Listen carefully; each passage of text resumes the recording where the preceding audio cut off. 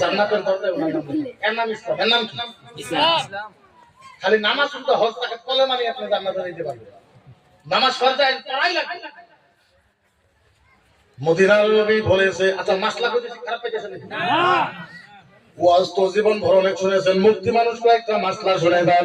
মদিনার নবী বলেছে, ও সাহাবা, ব্রেনটা দিয়ে ভালো মতন শোনেন। মদিনার নবী বলেছে, সাহাবা সাহাবা, ও সাহাবা, আমি নবী ঘোষণা করলাম, আমি নবী তিনজন মানুষকে হাউজে কাউসারের পানি খাওয়াবো।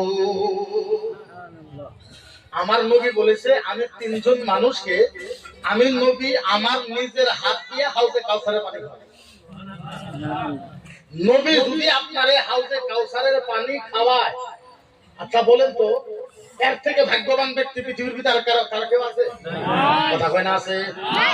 নবী বলেছে, আমি নিজে হাতে কিয়ামতের ময়দানে তিনজন ব্যক্তিকে হাউজে কাউসারের পানি খাওয়াবো। আল্লাহু আকবার কাবীরা। নবী শরীরের সাথে কারো শরীর যদি লাগা না, ওর 40 খানদান পর্যন্ত জাহান্নামের আগুন না। আল্লাহ নবীর শরীরের ঘাম মুবারক কারো শরীরে যদি লাগা যায়, ওর যত সন্তান জন্ম হয় নবী সুবহানাল্লাহ।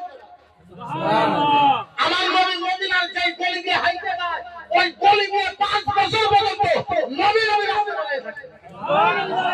আর আল্লাহর নবী বলেছে, আমি নবী নিজে হাতে তিনজন মানুষকে কিয়ামতের ময়দানে হাউজে কাউসারের পানি খাওয়াই। কি খাওয়াইবো?